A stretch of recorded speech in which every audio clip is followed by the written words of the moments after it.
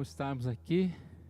Como Deus nos proporciona dias diferentes, né? Não existe nenhum dia igual ao outro. Mesmo se a gente tentar reproduzir todas as coisas, nós não podemos e não temos como repeti-las, né? São sempre novas, são sempre diferentes.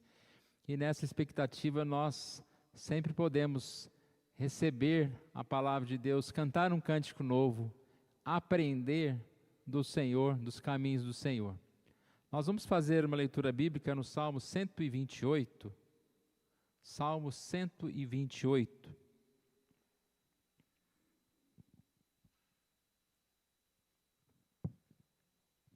Eu vou ler, os irmãos queiram acompanhar em suas Bíblias.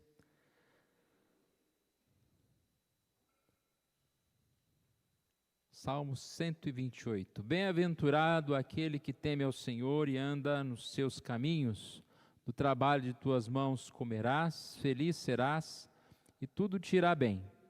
Tua esposa, no interior de tua casa, será como uma videira frutífera, teus filhos como rebentos da oliveira, a roda da tua mesa.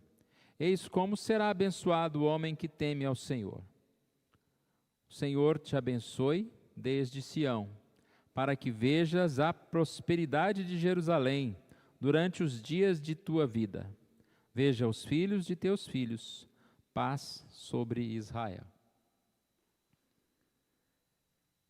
Gostaria de falar nessa noite sobre família esperança. Nós temos esse salmo, um salmo belíssimo, que fala a respeito da vida bem-aventurada, consequentemente de uma família bem-aventurada, de uma família feliz. E o texto deixa claro que é a família, ou é aquele que teme ao Senhor. Por que eu digo família esperança? Porque infelizmente nós vivemos em muito tempo de desesperança, em muito tempo em que as pessoas perderam a sua alegria, a sua confiança. Muitos acreditam que é impossível viver bem, e principalmente em família. Se criam ideias de que a família é algo temporário, então você vai aí, né, tem uma, tem outra, como se a família, vamos dizer, entre aspas, tradicional, não fosse o modelo perfeito. Hoje também nós encontramos tantas reações contra a família, a ponto das pessoas tentarem chamar de família aberrações que nós nem queremos e vamos citar aqui quais são. Mas nós sabemos que a família, ela é uma ideia de Deus, ela é perfeita. Marido, mulher, os filhos e os filhos dos filhos, para aqueles que têm netos, bisnetos, é uma bênção que Deus nos dá. E nós também sabemos que para ser bênção, o Senhor precisa estar no nosso lar. Salmo 127, se o Senhor não edificar a casa, em vão trabalhos que aqueles que a edificam. Se nós não tememos ao Senhor, não teremos a verdadeira felicidade, pois bem-aventurado, feliz é aquele que teme ao Senhor.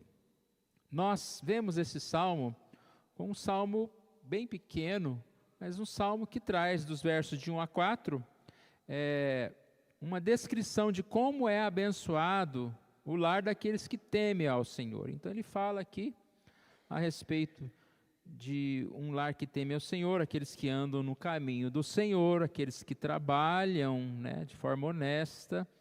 Aqui ressalta, né, as mulheres podem ficar aqui felizes, porque o salmo ressalta o trabalho da mulher, a esposa que lá na casa cuida de todas as coisas, e também fala de uma família frutífera, né, a mulher que teve a seus filhos e depois os filhos dos filhos, e assim ele termina essa primeira parte dizendo como será abençoado o homem que teme ao Senhor, o homem no sentido geral, homem, mulher, filhos, pessoas, crianças, bem-aventurada aquela pessoa que teme ao Senhor.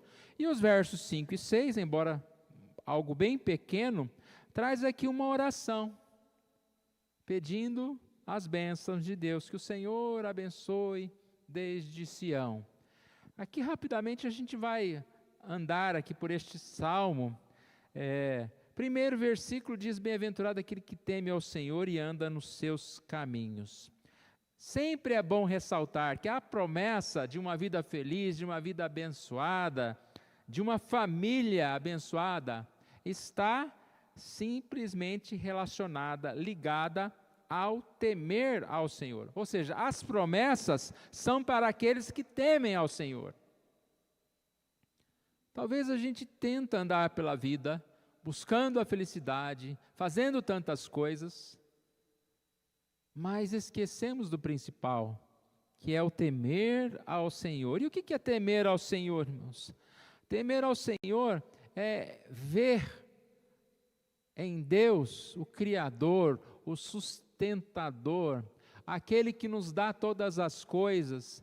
E quando nós temos essa contemplação de Deus, da sua grandiosidade, do seu poder, nós nos curvamos a Ele. Isso é temer, se curvar perante a autoridade do Senhor. Temer ao Senhor não é ter medo de Deus, mas é ter Deus como seu companheiro, sabendo que aquele Deus grandioso é aquele Deus que cuida da sua vida. Sempre gosto de ressaltar a frase que temer é muito desejo de agradar ao Senhor. E nós tememos ao Senhor quando nós buscamos o Senhor, quando nós nos alimentamos das promessas do Senhor, quando nós lemos a palavra do Senhor. O segundo versículo fala: do trabalho de tuas mãos comerás, feliz serás e tudo te irá bem. Ressalta novamente a felicidade do lar. E aqui eu digo que uma família bem-aventurada, uma família que teme ao Senhor, é uma família que trabalha honestamente. O trabalho é ressaltado neste versículo. O trabalho de suas mãos. Dá a ideia aqui de uma família que provavelmente vivia num contexto de uma chácara, de plantar e colher o fruto do seu trabalho. E é um trabalho difícil, mas é um trabalho abençoado, é um trabalho talvez que não leve a um enriquecimento, mas que fartura, né? Essa pessoa que tem essa chácara, que tem os alimentos, que ainda pode vender um pouco daquilo que tem conquistado, mas independente do trabalho, né, que Deus colocou na nossa vida, queremos ter uma família abençoada, nós não podemos ser preguiçosos, nós não podemos querer que um trabalhe para nós, né? Nós devemos trabalhar, e aqui não é a quantidade, né? A bênção é do trabalho, e daquilo que nós recebemos do nosso trabalho sempre é abençoado, independente do valor da quantidade. Nós falamos na semana passada, né, da questão do consumismo, daquele desejo de ter mais. Não, nós sabemos aqui que o trabalho, ele é digno, e quando nós trabalhamos, nós nos alegramos com o fruto do nosso trabalho. O Salmo 37, verso 16, diz que mais vale o pouco do justo do que a abundância dos ímpios. Então é importante nós ressaltarmos aqui, além da ideia do trabalho, mas do trabalho honesto, porque hoje em dia nós percebemos que há tanto tipos de trabalhos assim estranhos, no mínimo curiosos, assim você fica pensando, isso é trabalho mesmo, né? Há caminhos perigosos, e nós precisamos buscar esse trabalho honesto e esse trabalho que nos traz sustento. Eu gosto muito da passagem de Neemias 5,15, que relaciona o temor do Senhor com o trabalho honesto. Lá nesse texto de Neemias 5,15, diz: mas os primeiros governadores que foram antes de mim oprimiam o povo e lhe tomaram pão e vinho, além de 40 siclos de prata. Até os seus moços dominavam sobre o povo, pois eu assim não fiz, por causa do temor de Deus. Ou seja, ele é um governador, e ele olha para trás e fala: os governadores do passado, eles oprimiam o povo, tomavam deles, dominavam sobre o povo, mas eu não faço isso. É muito fácil para um governante dizer: eu faço porque todo mundo fez, eu só estou seguindo aqui, né? Não fui eu que inventei essa lei. Não foi eu que inventei esses impostos, não foi eu que inventei essa forma de lidar com o povo. Mas aqui ele está falando, eu não vou fazer o mesmo, por quê? Por causa do temor de Deus. Então, aonde nós estivermos, né, chega alguém e fala, não, mas é assim mesmo, faz assim, todo mundo faz. Eu não vou fazer por causa do temor do Senhor. E aí eu perco a felicidade, porque o verso 2 é bem claro, né? Do trabalho de suas mãos comerás. Da ideia da honestidade. Feliz serás, tudo te irá bem. Versículo 3. Se nós falamos que uma família abençoada é uma família que teme ao Senhor, que é uma família que trabalha honestamente, aqui nós podemos ver uma família que vive em harmonia. Como eu disse há pouco, ressalta-se a mulher, é um texto bom para se usar na SAF, né? Quando fala da esposa, do trabalho dessa esposa, como ela é dedicada, né? O presbítero Pedro, na reunião terça-feira, falou sobre esse versículo, né? Contando a respeito dessa questão, como é importante nós termos essa esposa que cuida de nós, que cuida da casa, que cuida dos filhos, que está sempre atenta. E aqui é exatamente esse contexto. A ideia aqui é de uma mulher que está cuidando do seu lar, porque diz a esposa no interior da tua casa. E essa esposa, além de cuidar do lar, tem que cuidar do quê? Dos filhos. Será como uma videira frutífera teus filhos, os filhos ali ao redor da mesa, sendo cuidados por ela. Por mais que a gente veja hoje que as mulheres acumularam outras funções, a mulher não perde, nunca vai perder, né? Esse dom, essa forma delas estarem cuidando dos filhos, delas terem essa sensibilidade maior, às vezes, que nós homens. E aqui, por isso, ressalta-se isso. Então, é uma família que tudo irá bem. Aí ele diz, tua esposa no interior de tua casa, destacando aqui a bênção dessa família e também a bênção da continuidade, quando diz aqui como rebentos da oliveira, né? Teus filhos como rebentos da oliveira, e vai trazendo essas gerações e outras gerações. Termina essa primeira parte repetindo o verso 1, eis como será abençoado o homem que teme ao Senhor. Irmãos, nós temos esperança, nós podemos ter esperança, mas a nossa esperança está em buscar o Senhor em primeiro lugar, em temer ao Senhor, em estar edificando a nossa casa no Senhor. Se o Senhor não edificar a casa, em vão nós trabalhamos.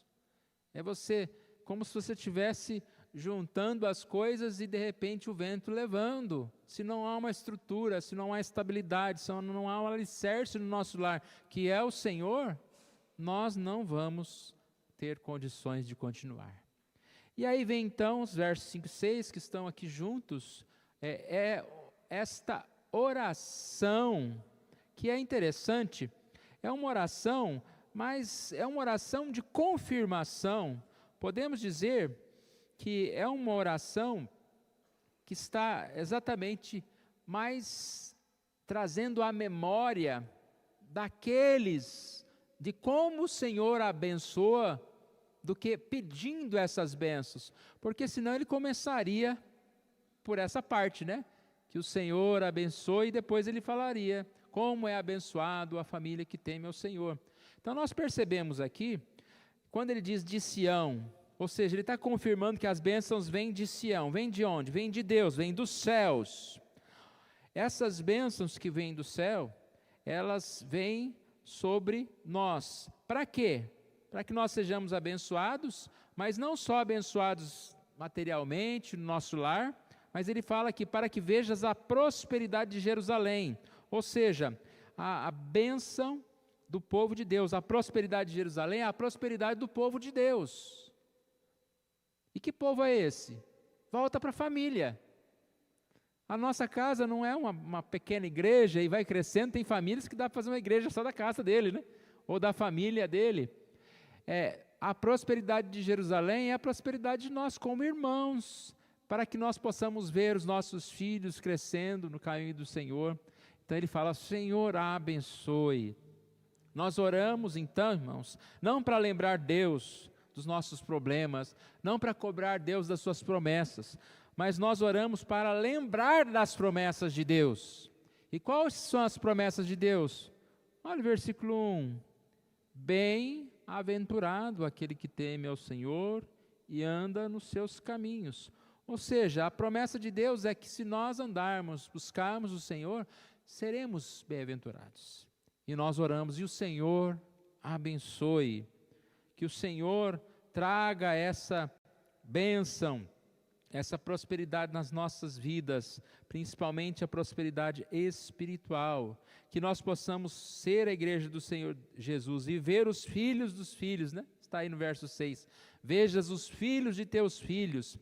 E quando você ora para que alguém veja os filhos dos seus filhos, você já está orando também por essa pessoa, no sentido de que para ver os filhos dos filhos você tem que durar mais, né? Tem que ter uma avançada idade. Quanto mais tempo nós vivemos, mais a possibilidade de vermos nossos filhos, vermos os filhos dos filhos, os filhos dos filhos e dos filhos. Assim seremos abençoados. É a família que vê, é a família que teme ao Senhor.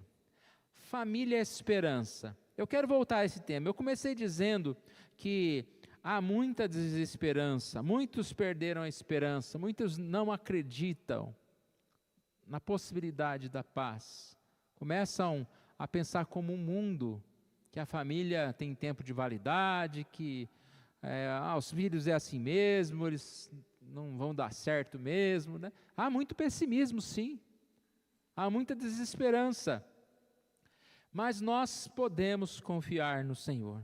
Por que nós podemos confiar no Senhor? Porque Ele é o Deus que faz essas promessas e Ele é o Deus que cumpre as suas promessas. Eu estava pensando, né, nós falamos no tema do ano, melhores pessoas, e quando a gente olha, parece que estamos no começo do ano, mas nós já estamos praticamente na metade do ano. Nós vamos entrar no mês 6. E aí eu fiz a pergunta, eu estou 50% melhor já, né? Porque já chegou metade do ano, já tem que dar uma caminhada por aí. E às vezes nós pensamos e olhamos, meditei um pouco sobre o assunto, e uma das coisas que eu consegui perceber, não que eu estou 50% melhor, mas que eu era 50% pior do que eu imaginava, né?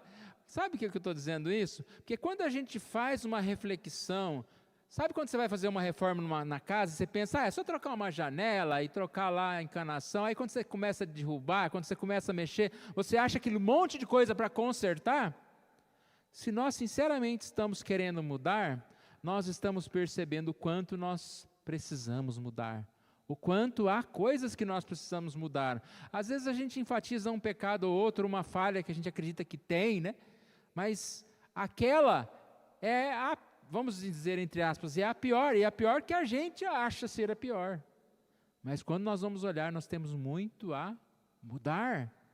Então, irmãos, não é para desanimar, mas é para dizer, olha, eu estou no caminho, eu estou reconhecendo as minhas falhas, os meus pecados, e eu quero ser melhor. Não é para desanimar, é para ter o quê? Esperança. O Salmo 71:14 diz, quanto a mim, esperarei sempre e te louvarei mais e mais. Quando você vê muitos desanimando, muitos não acreditando, deve dizer como salmista, Salmo 71:14, quanto a mim, esperarei mais um pouco? Não. Esperarei sempre, e te louvarei mais e mais. Uma das passagens que eu acho muito importantes para nós entendermos o que é esperança, é Romanos 8. Olha os versículos 24 e 25, pode olhar na sua Bíblia, Romanos 8, versos 24 e 25.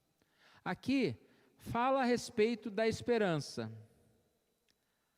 Aqui nós percebemos que a fé nos faz crer.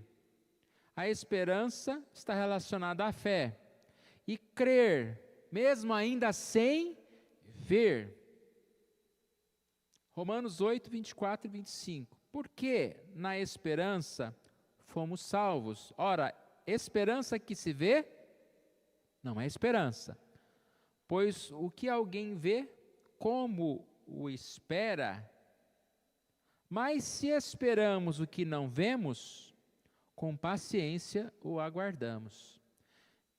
Algumas vezes a gente pode pensar que esperança é ver, mas ver já não é mais esperança. Vamos dar um exemplo, você está esperando um ônibus, aqui na porta da igreja, aí à medida que o ônibus chega e para na porta da igreja, você está esperando o ônibus?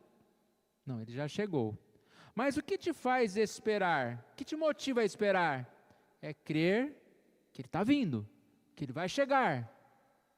Então olha que interessante, a esperança que se vê não é esperança. Ou seja, às vezes nós queremos, eu já não tenho mais esperança, porque eu não estou vendo isso acontecer.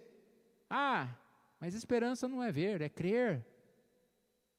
E a esperança não é motivada por ver alguma coisa concretizada, mas é exatamente ao contrário, você não está vendo, você acredita que vem, você acredita que vai acontecer. Tanto que o complemento aqui do verso 25 explica isso.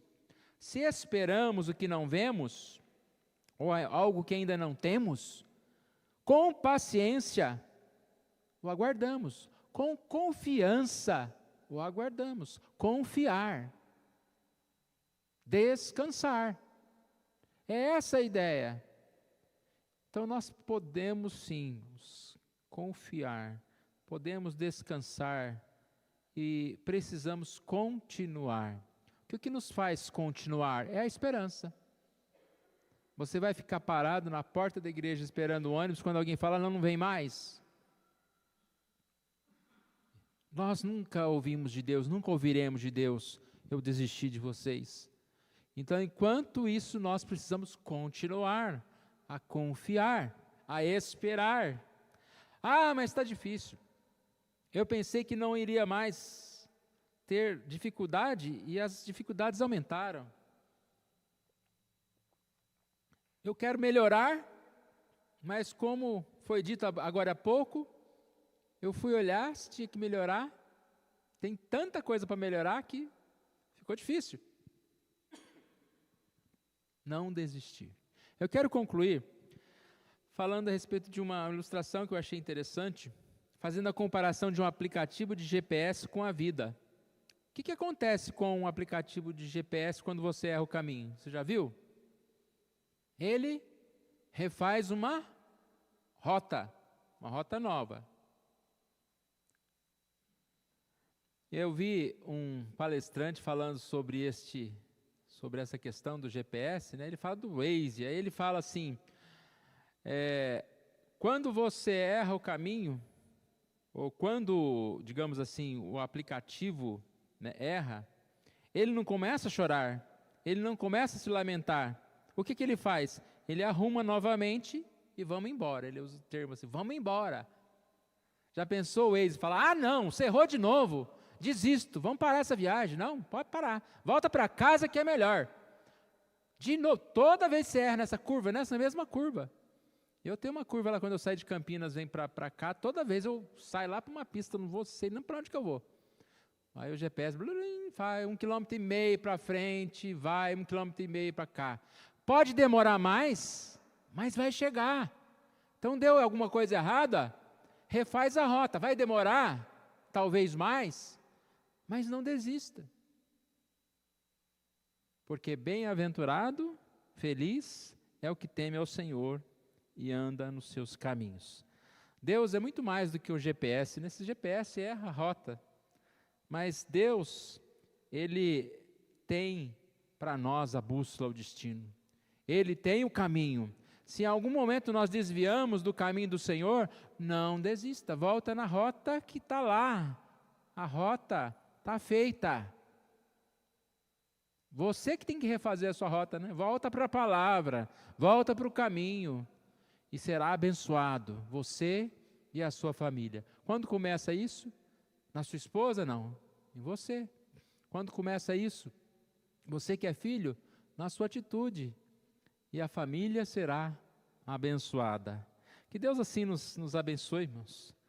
Tenhamos a certeza que nós temos um destino feliz, mas nós precisamos prosseguir na caminhada, na busca de sermos melhores pessoas. E melhores são aqueles que temem ao Senhor, que andam nos seus caminhos. Vamos ficar em pé, vamos orar ao nosso Deus.